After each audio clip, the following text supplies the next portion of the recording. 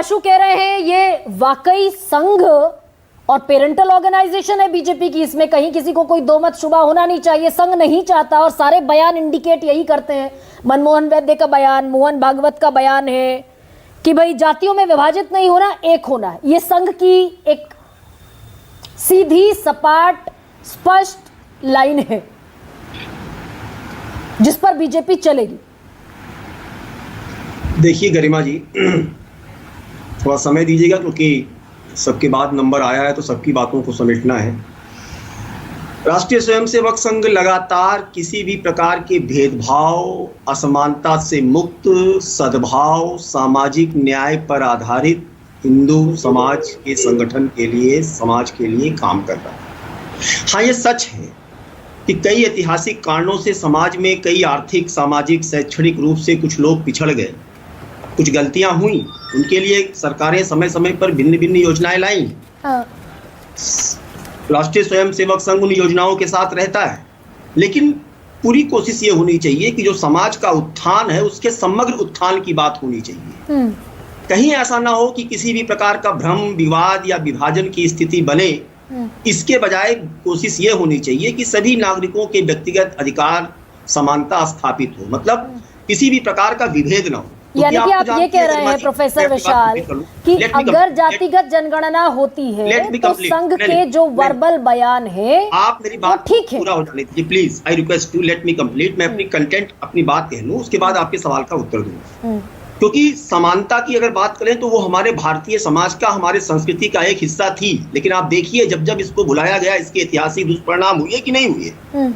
तो आज की डेट में कोई भी ऐसी घटना, कोई भी ऐसी बात जो भेदभाव पैदा करती हो, विभेद पैदा करती हो, उसको ताला, स्टॉक और barrel, lock, stock and barrel से बाहर कर देते। तो एससी एसटी की गणना होती है, वो विभेद पैदा करती है। फिर प्रोफेसर विशाल, अब यहाँ पे दो तीन बातें मैं पूछना चाहता हूँ। एक सेकंड, मैं पूछ लूँ। एससी एसटी की जो गणना होती है वो विभेद पैदा करती है, फिर उसको भी बंद कर दिया जाना चाहिए क्या? मैंने आपसे क्या कहा? कोई भी ऐसी बात जो विभेद करे।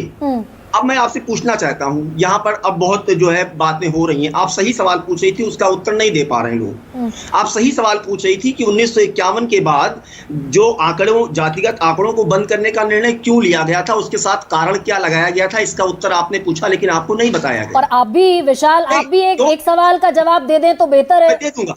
एससी एसटी का गणना होती है, एससी एसटी की, क्या वो विभेद पैदा करती है क्या? बिल्कुल नहीं विभेद, बिल्कुल नहीं विभेद। जब तक समाज का अंतिम व्यक्ति समाज की मुख्य धारा में नहीं शामिल हो जाता है तो गलत कैसे है? तो फिर ओबीसी वो रिप्रेजेंटेशन के जितने आंकड़े दिखाता है वो कि ओबीसी भी इस मुख्य धारा में शामिल नहीं है।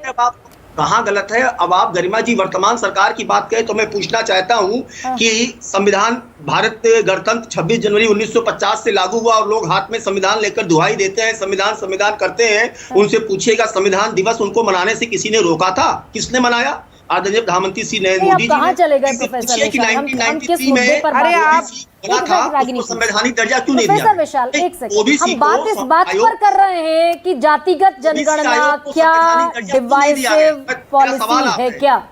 भाई एससी एसटी गिने जाते हैं, वो डिवाइसिव अगर नहीं है तो ओबीसी गिने जाएंगे, तो कैसे डिवाइसिव हो जाएगा? माध्यम से सवाल है, भारतीय जनता पार्टी को, राष्ट्रीय स्वयंसेवक संघ को आप लोग कटघरे में खड़ा कर रहे हैं। मैं पूछता हूँ संविधान दिवस क्यों नहीं, जो है कांग्रेस की सरकार थी, आपने 52 साल तक तिरंगा नहीं फहराया, क्यों नहीं फहराया?